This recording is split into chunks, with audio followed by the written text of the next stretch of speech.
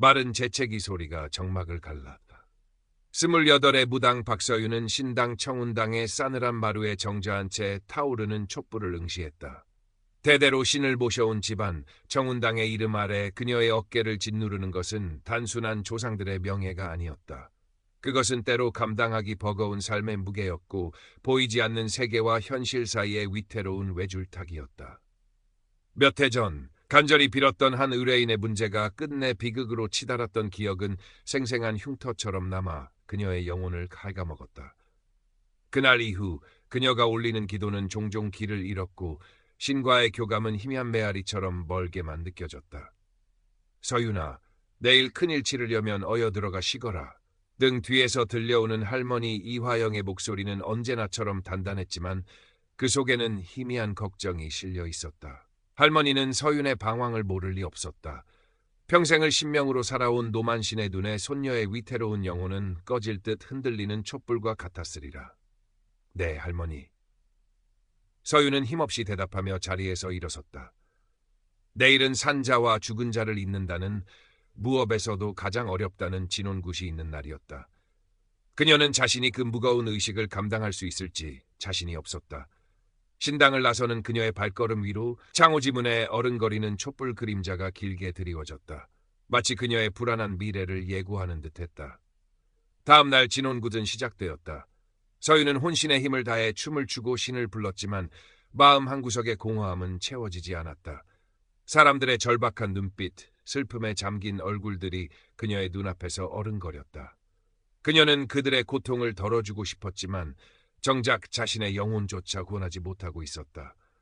굿이 끝나갈 무렵 극도의 피로감과 정신적 탈진 상태에 빠진 서윤은 휘청거리며 신단 아래로 쓰러졌다. 정신을 차렸을 때 그녀는 병원 응급실의 차가운 침대 위에 누워 있었다. 머리는 깨질 듯 아팠고 온몸은 납덩이처럼 무거웠다. 할머니의 울음 섞인 목소리와 의료진의 분주한 움직임이 꿈결처럼 멀게 느껴졌다. 과로와 스트레스로 인한 급성 심정지, 의사의 냉정한 진단이 그녀의 귓가를 스쳤다. 결국 이렇게 끝나는 건가? 체념과 함께 찾아온 것은 기묘한 평온함이었다. 마치 오랫동안 짊어졌던 무거운 짐을 내려놓은 듯한 안도감. 그때였다. 갑자기 모든 소음이 사라지고 눈부신 빗줄기가 그녀를 향해 쏟아져 내렸다. 익숙한 병실의 풍경은 간데없고 그녀는 마치 어머니의 자궁처럼 따뜻하고 평화로운 빛의 공간에 떠 있었다. 두려움은 없었다. 오직 완전한 사랑과 이해만이 그녀를 감싸고 있었다. 왔느냐, 작은 영혼아. 나직하지만 온 우주를 울리는 듯한 목소리가 들려왔다. 서윤은 고개를 들었다. 그곳에는 형언할 수 없는 빛으로 이루어진 존재가 서 있었다. 성별도 나이도 가늠할 수 없는 그러나 무한한 지혜와 자비를 품은 존재. 서윤은 본능적으로 그 존재가 자신이 평생 신당에서 불러왔던 신들과는 다른 더 근원적이고 초월적인 존재임을 깨달았다. 저는 누구신지요? 떨리는 목소리로 묻는 서윤에게 빛의 존재는 부드럽게 미소 지었다. 나는 이름으로 불리는 존재가 아니다. 나는 시작이자 끝이며 모든 것 안에 있는 생명의 숨결이다. 빛의 존재는 서윤의 지난 삶, 그녀의 기쁨과 슬픔, 신념과 회의, 심지어 가장 깊은 곳에 숨겨두었던 트라우마까지 모두 꿰뚫어 보는 듯했다. 부끄러움이나 죄책감보다는 따뜻한 이해와 연민이 그녀를 감쌌다. 너는 길을 잃은 것이 아니다, 아이야. 더 넓은 길을 발견하기 위해 잠시 멈춰섰을 뿐이다. 빛의 존재의 목소리는 서윤의 영혼 깊은 곳을 어루만졌다. 그녀가 평생 의지하고 때로는 의심했던 무속의 세계, 그 너머에 있는 더 크고 보편적인 진리의 문이 열리는 듯했다. 네가 평생 불러왔던 신들도, 네가 밟아왔던 땅의 영들도 모두 나의 다른 모습일 뿐, 중요한 것은 형식이 아니라 그 안에 담긴 진실한 마음이다. 모든 종교와 영적 가르침의 뿌리는 결국 하나로 통한다. 그것은 사랑이며 모든 존재와의 깊은 연결이다. 빛의 존재는 서윤에게 여러 환영을 보여주었다. 화려하지만 공허한 서울의 밤거리, 스마트폰 화면에만 몰두한 채 서로에게 무관심한 사람들, 경쟁과 불안에 지쳐 쓰러지는 젊은이들의 모습이 스쳐 지나갔다. 그러나 동시에 작은 친절을 베푸는 이름 없는 손길들, 자연 속에서 순수한 기쁨을 느끼는 아이들의 웃음소리, 고통 속에서도 서로를 보듬는 따뜻한 마음들도 보았다. 보아라, 세상은 어둠과 빛이 함께 춤추는 곳이다. 가장 큰 어둠은 무관심이며 가장 밝은 빛은 진정한 연결에서 온다. 너는 그 연결을 돕는 다리가 되어야 한다. 상처받은 영혼들이 서로의 손을 잡고 내면의 목소리를 들을 수 있도록 안내하는 따뜻한 다리가. 사명감과 함께 두려움이 밀려왔다.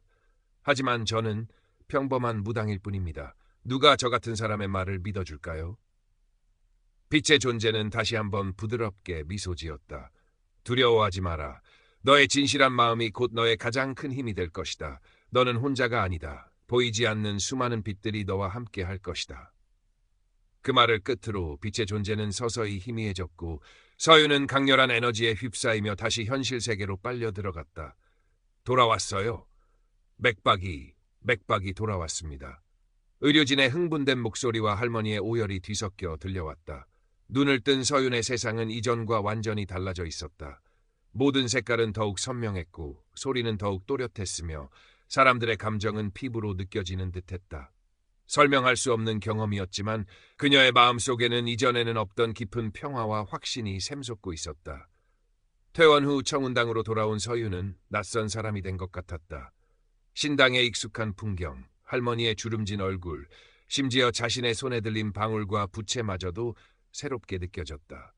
그녀의 변화를 가장 먼저 알아챈 것은 할머니였다. 평생 신을 모셔온 노만신의 눈에 손녀의 눈빛은 이전보다 훨씬 깊고 투명해져 있었다.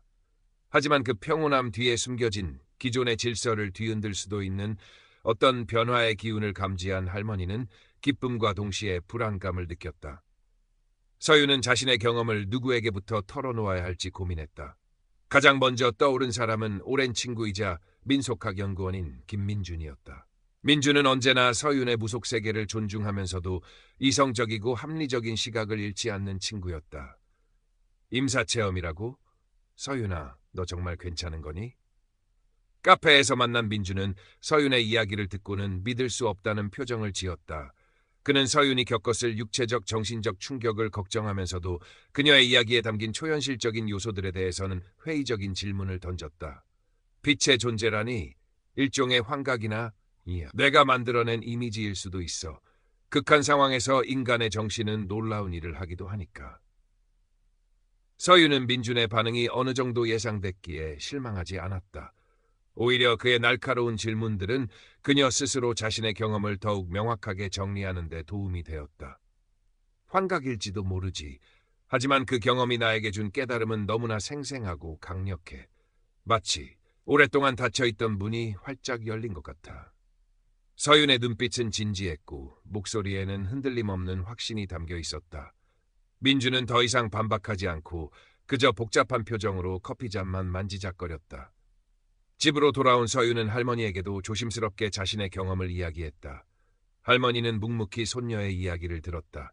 이야기가 끝났을 때 할머니의 눈가에는 깊은 시름이 어려 있었다.